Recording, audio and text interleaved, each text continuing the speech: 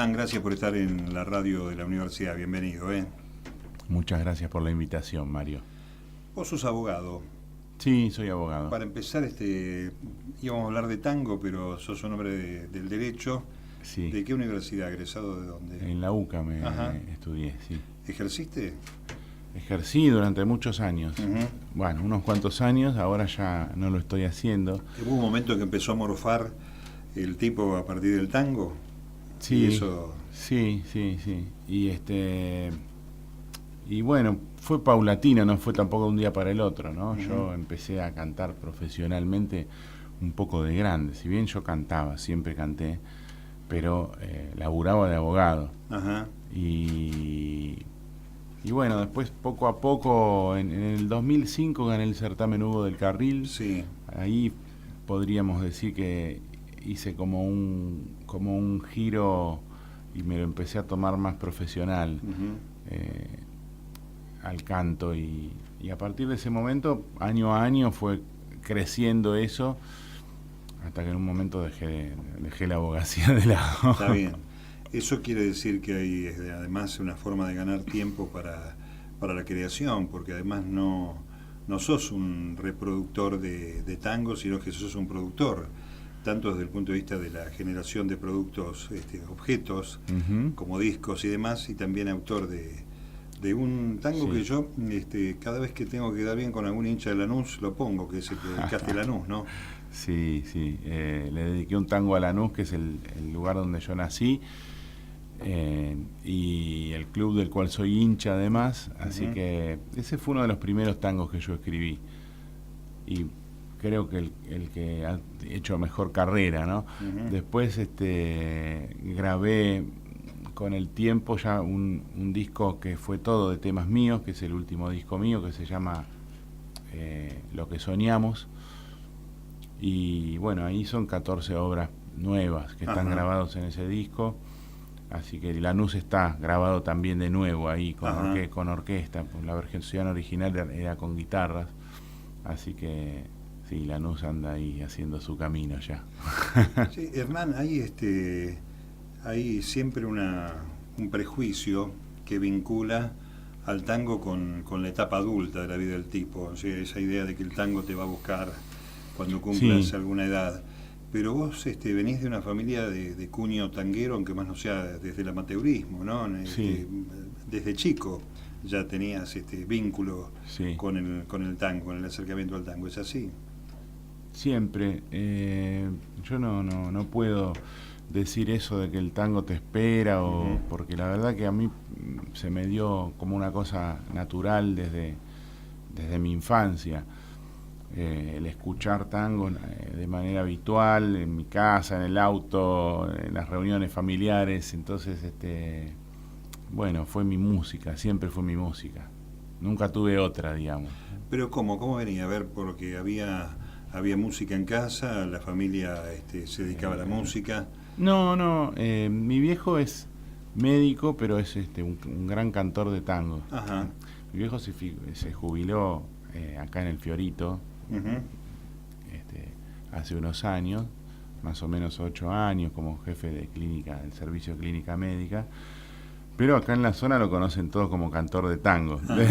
Más que el doctor cantor, digamos. Sí, nada, las dos cosas, por supuesto, pero entonces él siempre fue un entusiasta del tango y de la música en general, no solo del tango, pero yo lo escuché de chico, eso.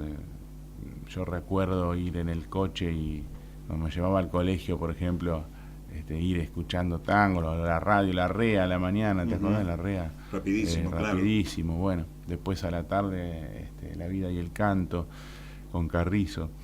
Y mi viejo ya de chiquito me enseñaba de las orquestas. Mirá, esta es la orquesta de Di Sarli, qué sé yo, así. Yo me hacía jugar a adivinar las orquestas, imagínate, de chiquito. Entonces bueno, ya no tenía arreglo. Los pibes contemporáneos no tenía salida. Te veían como una rara ave, los pibes contemporáneos. Sí, ¿qué le bastante, gusta el tango bastante, sí. En ese aspecto sí, después en otros no. Yo era un chico normal que jugaba al fútbol, que hacía todas las cosas que hacen los pibes, pero en el aspecto musical sí, era raro. Hay un tango del siglo XXI, ¿no? Hay un momento de creación. Yo creo que hay sí un arraigo en los jóvenes a partir de la danza, por ejemplo, en el tango, pero van apareciendo expresiones literarias, poéticas y músicos, felizmente, ¿no? Está vivo el tango. Sí, absolutamente. Digamos, generaciones de músicos jóvenes que estudian mucho, que además tienen un bagaje. Hoy en día el acceso a la información es muy fácil. Entonces, para el que tiene ganas seriamente de hacerlo y de preocuparse por hacerlo y mejorar, creo que es más fácil que en otras épocas. Y hay muchos músicos jóvenes que están ya trabajando, por supuesto, en todo el mundo, además, no solo acá, ¿no? Porque el tango es un fenómeno a nivel mundial. Yo, por ejemplo, a veces viajo y generalmente encuentro músicos en el lugar donde voy, depende de dónde, ¿no? Pero además, generalmente también llevo la guitarra porque siempre es una compañera, pero muchas veces canto con orquestas o con músicos en el lugar de destino donde uno por ahí mandás los arreglos, haces un par de ensayos y contás con los músicos de ahí. Es frecuente que cuando uno habla con algún cantor nuestro aparezca esa curiosa forma de conseguir acompañamiento, ¿no? En Japón mismo hay fuelles extraordinarios, hay tipos que han hecho una carrera musical extraordinaria. A propósito de eso y de la experiencia internacional, donde sé que también anduviste haciendo seminarios o acompañando la formación, ¿no? de cantores o de músicos que se querían acercar al tango. ¿Cómo es esa experiencia?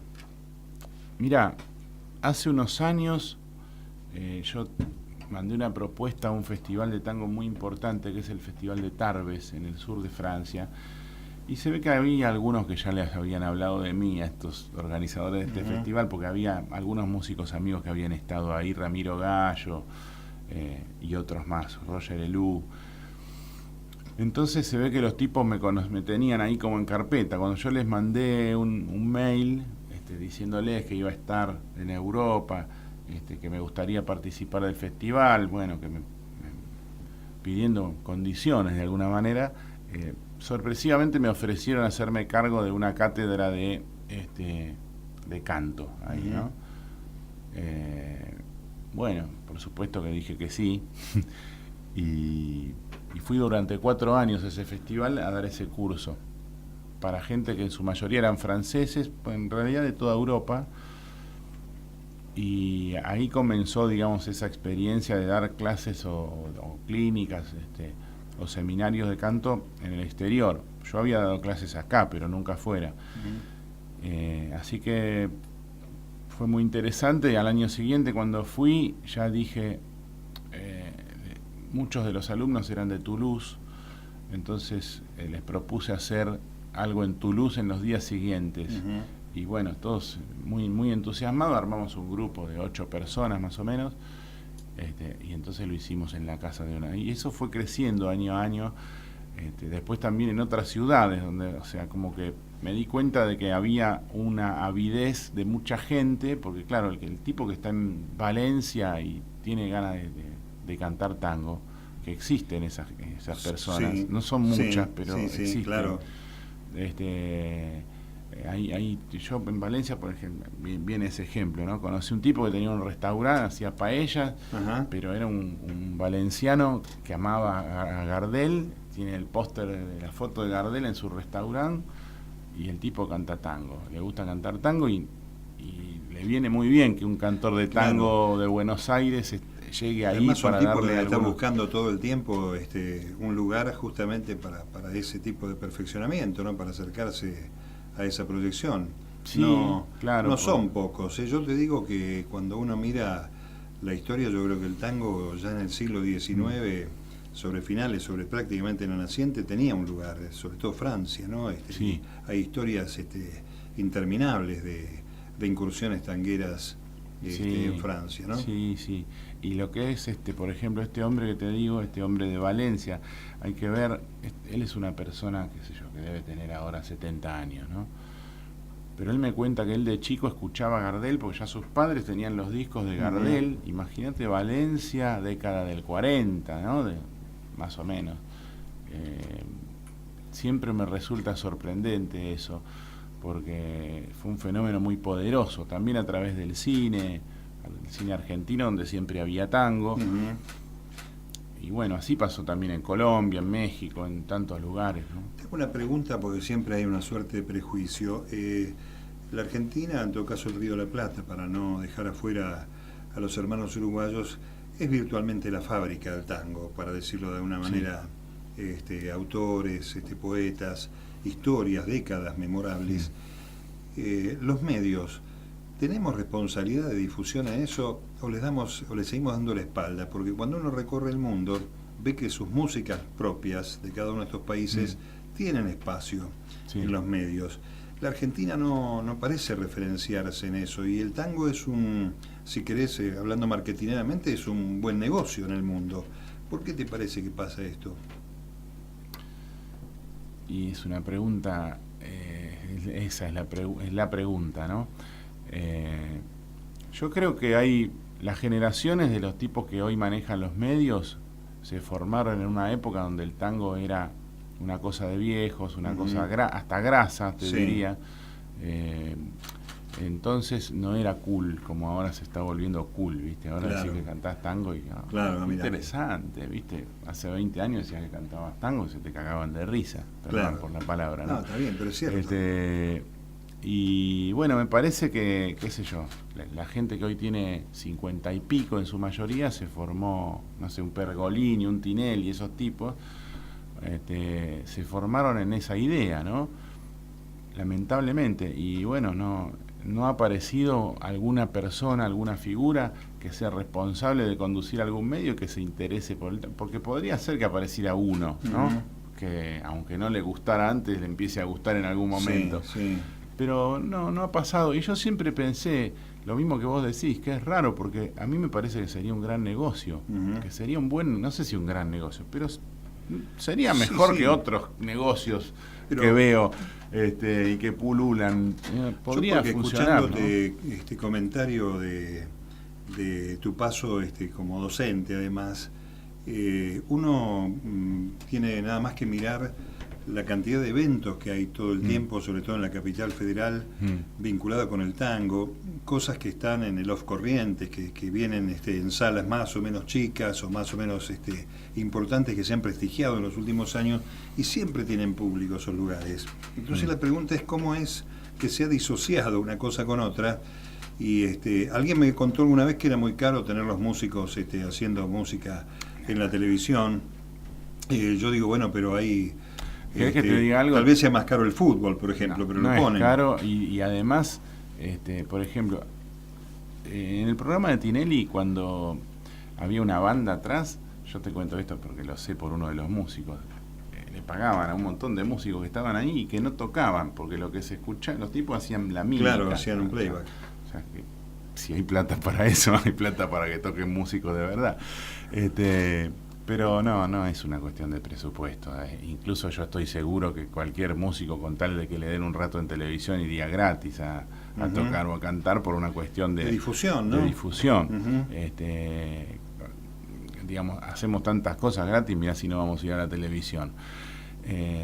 No, creo que no pasa por ahí. Me parece que hay algo todavía peor, que es que no solamente lo que yo dije antes de que no les interesa a los que tienen la responsabilidad de dirigir esos medios, sino que es más que eso, hay como una especie de interdicción del tango, para usar una palabra jurídica, porque yo mismo me he comunicado con producciones de programas donde llevan música, donde van a comer y siempre hay números musicales, que están por ahí un mediodía de sábado, de domingo, y lindos programas que los mira mucha gente, ¿no? Entonces, pero por ejemplo el folclore tiene las puertas abiertas, el tango tiene las puertas clausuradas, y vos fíjate que no ves a nadie cantar, salvo por ahí un Lavie, un Guillermo Fernández, que son tipos que están ya amigados con la televisión porque están instalados desde hace muchos años, pero salvo ellos dos no ves a nadie. no ves a nadie.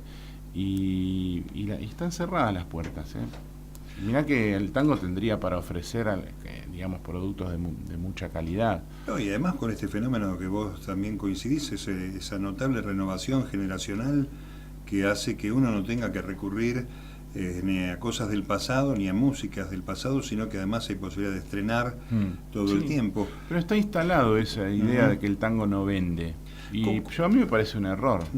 O sea, yo creo que cualquier cosa se puede vender. Coincido. Más si es una cosa de calidad.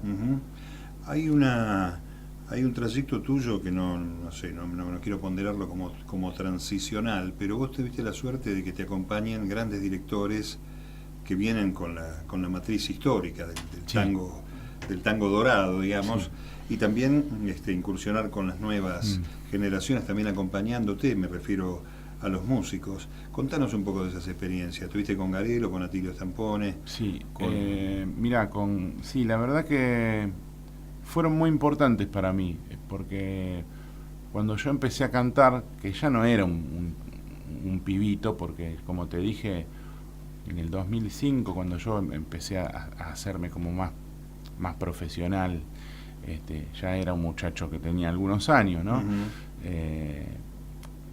Y cuando grabé mi primer disco, lo fui a ver a Atilio Stampone. Yo tenía ganas de grabar el tango Afiches, a su oficina ahí en Sadaic, y de manera absolutamente descarada le dije, mire, maestro Atilio, yo lo conozco a usted, por supuesto, soy un admirador, estoy por grabar mi primer disco y quiero grabar su tango Afiches y me gustaría que usted me lo acompañe. ¿Te imaginas, Atilio? Ya un hombre jubilado, ¿no? Sí. Pero, no, jubilado no, porque estaba en su oficina de Sadaic, pero andaba con la orquesta del tango de Buenos Aires, ¿no? En esa época, supongo. No, con la Filiberto. Con la Filiberto. Bueno, Atilio me dijo que sí, y él ya seguramente me había escuchado cantar, sabía cómo cantaba yo, pero bueno. ¿O te investigó después de la reunión? Una vez se revisó algo. Calculo que me habría escuchado. Porque habría alguna grabación dando vuelta por ahí. Pero bueno, la cuestión es que grabé con él, después canté con la orquesta, con la orquesta, digamos, la Orquesta Nacional de Música Argentina Juan de Dios Filiberto, así se llama. Largo, sí, que él dirige. Y bueno, y tuve la oportunidad también, como te decía, que gané el certamen Hugo del Carril en el 2005, eso me dio la posibilidad de cantar con la Orquesta del Tango de Buenos Aires, ahí lo conozco a Garelo. Con Garelo, claro. Garelo graba también en mi disco, o sea que estaban como invitados a Atilio Stampone y Raúl Garelo en mi primer disco. Qué honor, ¿no? Ese Barajando, primer disco, claro. Barajando. Y después con Garelo tuve mucha relación, yo canté después varias veces con él,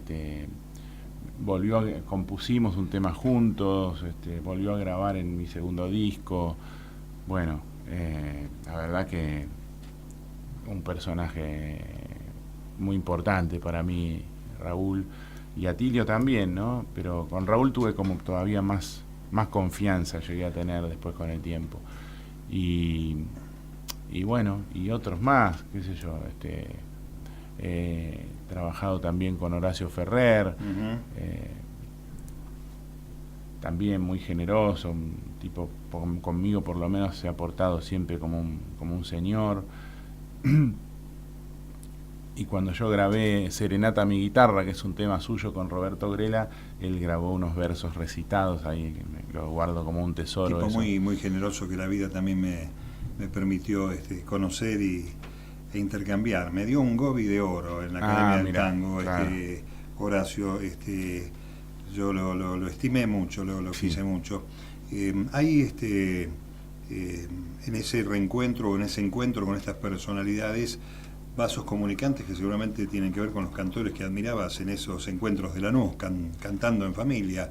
¿Cuáles son los cantores de Hernán Genovese? Y yo creo que cuando esos tipos te dan bola, entre comillas, es porque también se dan cuenta que no sos un paracaidista, claro. Digamos, que escuchaste, que conoces el género y que podés aportar cosas nuevas, pero sabiendo de dónde viene la raíz, ¿no? Claro. ¿Cuál era la pregunta? No, ¿Cuáles cantores me gustan? Digo, por ejemplo, Atilio lo acompañó al polaco, por ejemplo, Sí. tiene enorme cantidad Sí, de grabaciones. y Garelo también, los dos. Y Raúl Garelo también. El polaco era uno de los admirados tuyos Sí, en la claro. formación. Sí. Yo creo que no hay ningún cantor, digamos, de los 60 para acá, de los años 60 para acá, que no haya aprendido algo escuchando al polaco, aunque sea inconscientemente, ¿no? Debe ser el cantor que más influyó en los cantores. Sí. Primero Gardel, después el polaco. Y renovó de alguna manera la forma de cantar, la forma de expresar del cantor. Gardel en primer lugar, ese es como el intocable, está fuera de concurso. Sí. Y después tengo muchos cantores que me gustan, Rivero, Goyeneche, Charlo, todos los cantores de Troilo, todos. Y lo nombraste a Pichuco, y las orquestas, ya que tu viejo te marcaba, te hacía jugar. Y bueno, de Pichuco es como el Gardel de las orquestas. Y después hay muchas. Dicen que Bizarli, Salgán, claro. Gobi, esas son las que más me gustan. Dicen que el Gordo enseñaba también a los cantores, ¿no? Les marcaba la cancha y aprendían. Dicen que era un gran maestro de cantores. Me hubiera gustado conocerlo. Sí, yo era muy chiquito, me crucé una vez en un canal de televisión, en un programa de tango que había en Canal 11, medio como para darle la mano. Son tipos que murieron jóvenes. Pichuco murió a los 62 años. 62 nada más. Y fíjate que marca, ¿no? De los 62 años creo que empezó a tocar siendo adolescente. Sí, andaba por los bodegones, se metían. Y además todo lo importante lo hizo antes de los 40. Sí. O sea, sí, los sí. últimos 20 años de su vida no fueron sus mejores años. Lo mejor lo hizo en su juventud. Claro, Toda su claro. Mejor obra es de juventud, digamos. Y bueno, con el pasaje con sus cantores en sus épocas, ¿no? Con L'Oreal, con Rivero, con el propio Goyeneche. Hernán, en el momento de componer, ¿cómo afecta esa historia de oro del tango para el tipo que está buscando un temario nuevo, una cosa? Hablando de Garelo y de Troilo, una cortita te digo, que Raúl era un troiliano enfermo, ¿no? Y fue uno de los fuelles de la orquesta. Y tocó en su orquesta. Cuando él vino a Buenos Aires, Raúl era de Chacabuco. Sí. Su primer trabajo que fue con Roberto Firpo, y después enseguida entró en la orquesta de Troilo entró. Y al poco tiempo se hizo el arreglador de la orquesta. Y entonces él era un fanático de Troilo. Su manera de tocar era muy troiliana, su orquesta suena, es como un Troilo mayornado. Y él me decía que la gente no lo valoraba a Troilo en la medida en que él decía que Troilo era un prócer, ¿no? Entonces me contaba, una vez salíamos del estudio Ion, y me dice, una vez cruzábamos esta misma calle y pasó un tachero y le gritó a Pichuco: ¿qué haces, gordo? Siempre currando con el fuelle. Imagínate, a Troilo, se indignaba, ¿viste? Y después me decía, ay, claro, lo que pasa que acá, ¿viste? La gente piensa, ¿cómo va a ser un genio si lo veo tomando café en el bar de la esquina de mi casa? Si vive a la vuelta de mi casa. Tenía razón, no puede ser un genio realmente. Y bueno, se indignaba él con esas cosas. Y bueno, vamos a la otra pregunta, que yo me fui por las ramas. Te decía que con esos antecedentes, con esos vasos comunicantes con la historia del tango, ¿cómo se hace para componer sin estar influenciado y sin afanarles a estos tipos que hicieron tanto? Mira, yo cuando empecé a escribir, yo siempre escribí poesía, siempre lo que me gustó a mí fue escribir poesía.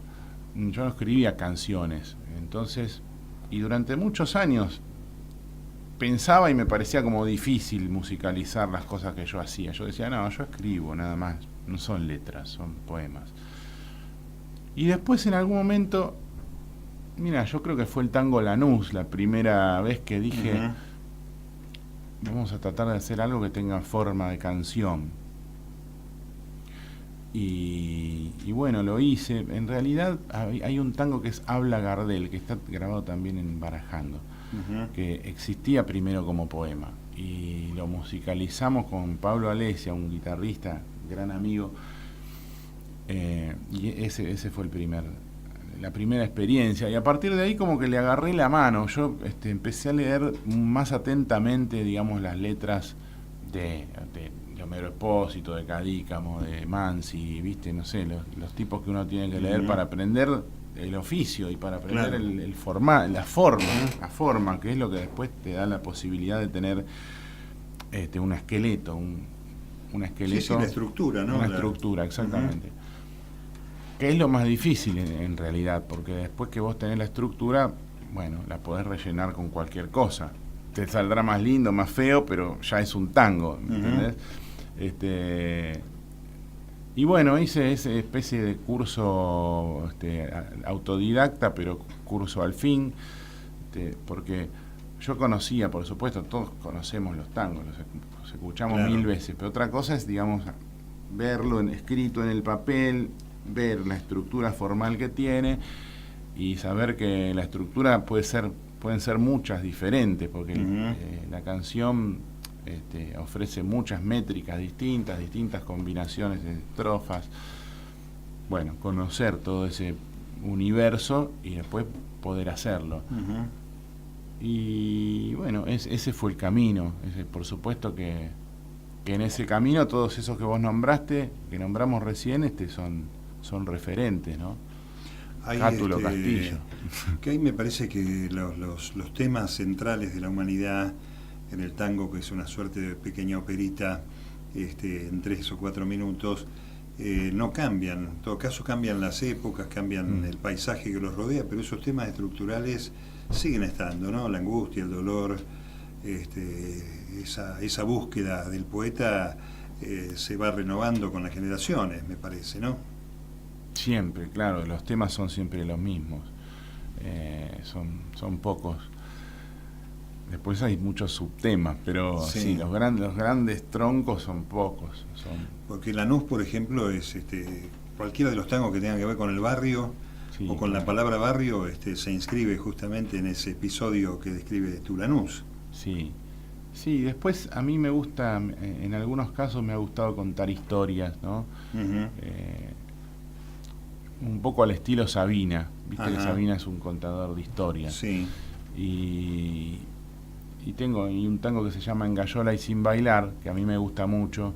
Digamos, creo que es tal vez lo que más me gusta de lo que yo escribí, y que cuenta una historia larga, extensa, digamos, en la cual, digamos, dos personas se conocen en una milonga y bueno, nada, termina con un final policial. Y esa es otra manera. No hay tantos tangos que cuenten una historia de principio a fin, ¿no? Y me gustó eso de incorporar como eso que por ahí es más propio de otros géneros al tango. Habrá tangos que ya lo hicieron antes, no digo que yo sea pero no es tan común. ¿No? Y sí, por ejemplo, ahora ya estoy pensando y se me ocurren algunos. Pero que yo la gallola se me cruzó cuando te escuchaba decir eso, por ejemplo. Sí, exactamente. Que curiosamente en el caso de mi tango también terminan en la cárcel.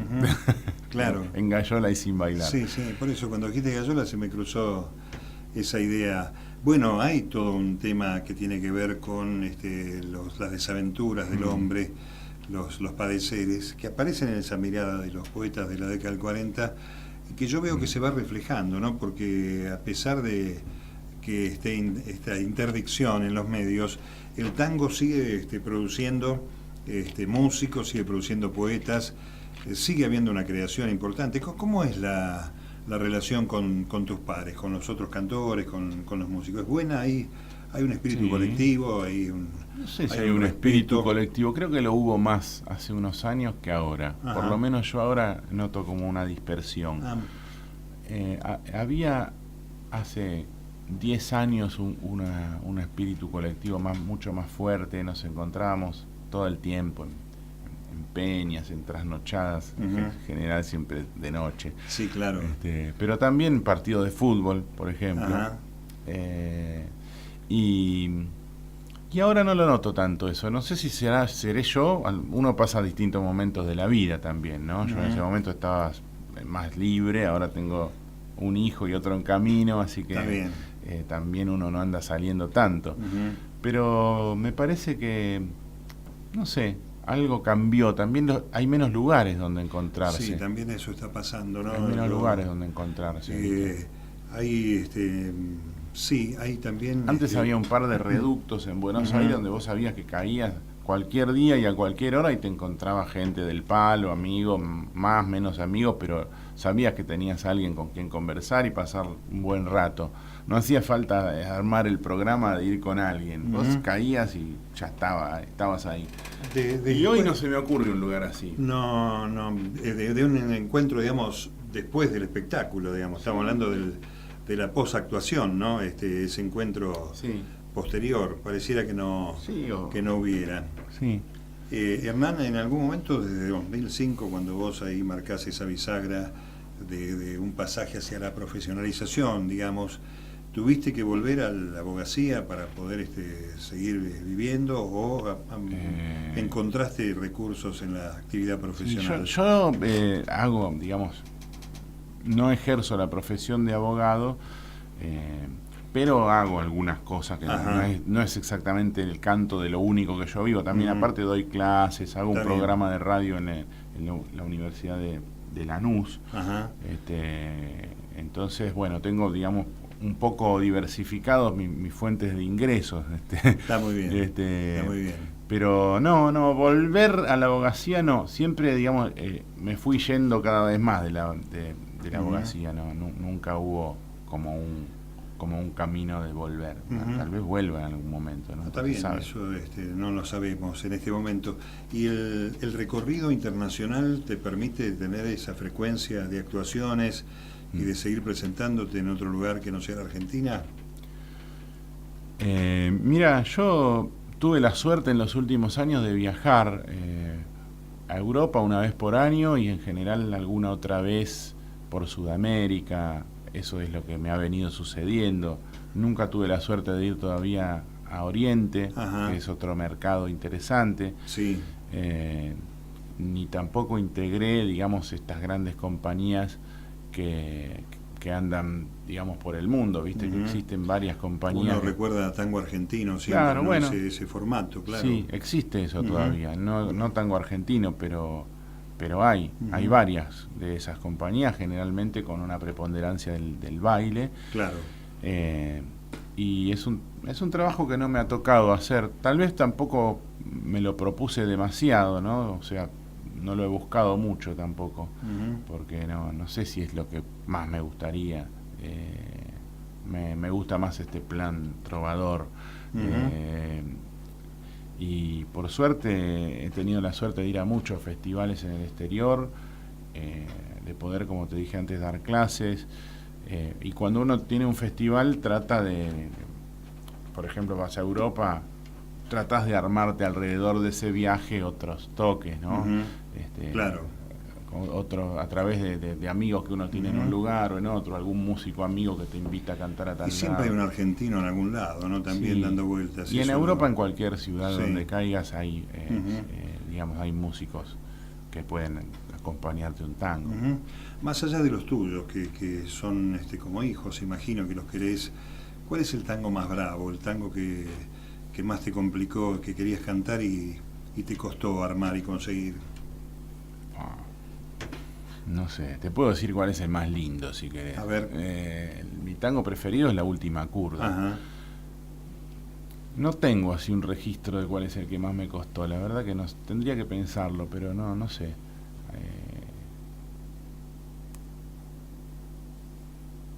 No sé. La casita de mis viejos tiene una cosa complicada. Un agudo al final que a los que tenemos voz grave nos jode un poco, ¿viste? Está bien. Y por la voz, ¿viste? Claro, tan solo me reconoció.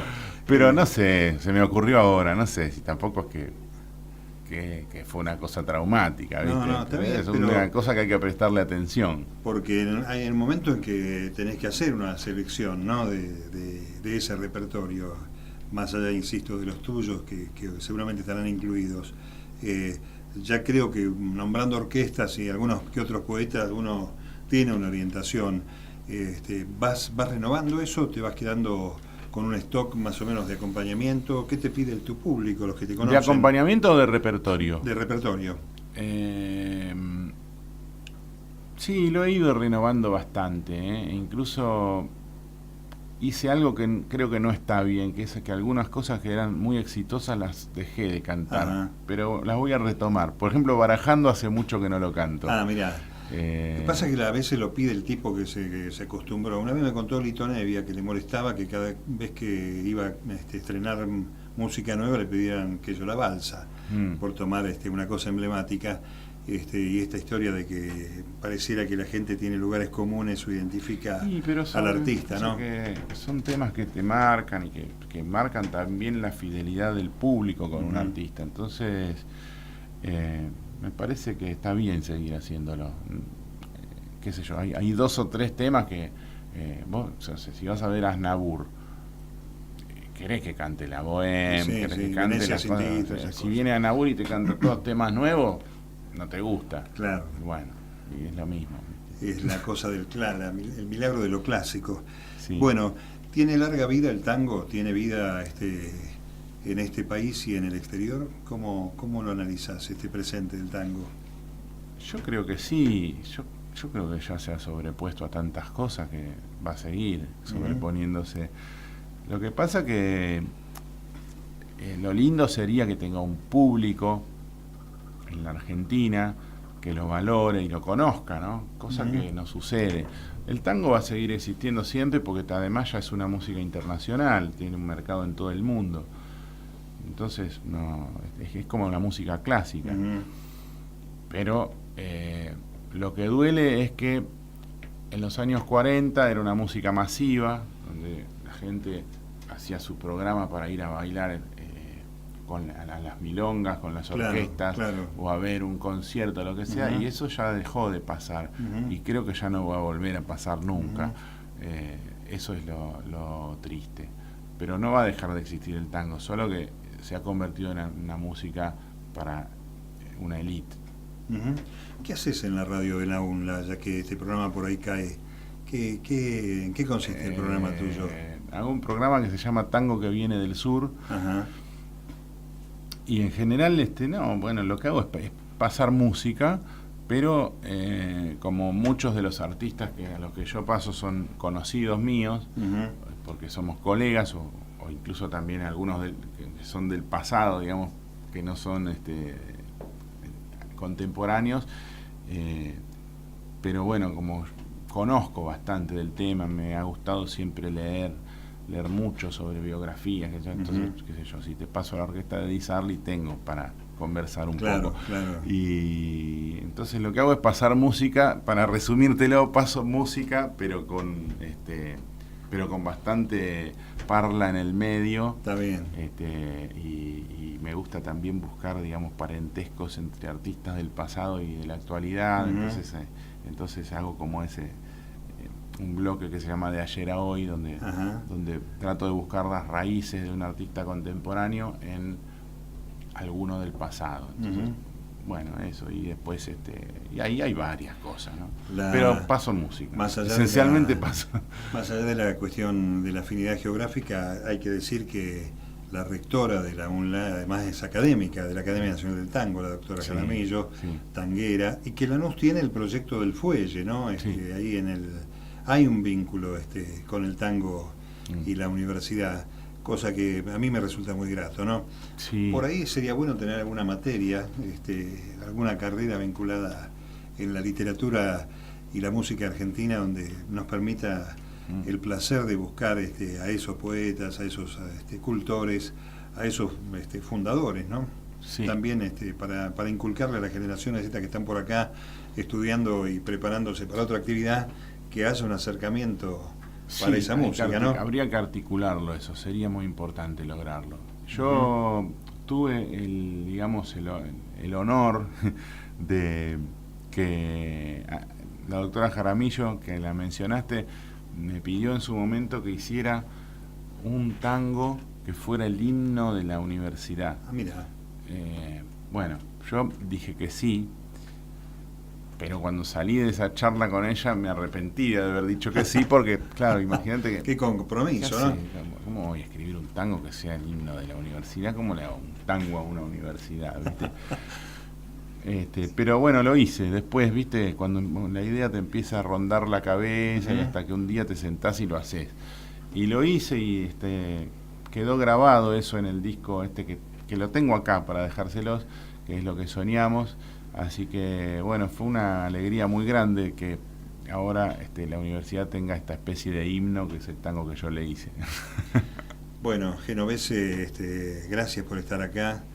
Vamos, Bueno, la gracias. charla está ilustrada justamente con la música en el momento en que este programa salga al aire por las radios universitarias.